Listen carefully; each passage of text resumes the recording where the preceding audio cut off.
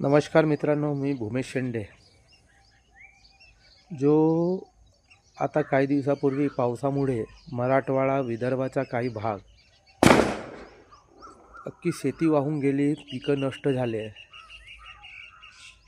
मदतीसाठी फक्त काही 2-3 नेते पुढे आले, काही 2-4 अजिंक्य राहण्यासारखे क्रिकेटर पुढे आला आणि नाना पाटेकर आणि मकरंदपुरे यानं तर ठेकाच घेतलेला आहे शेतकऱ्यांच्या म्हणजे कुठल्याही परिस्थितीमध्ये मदत करण्याची.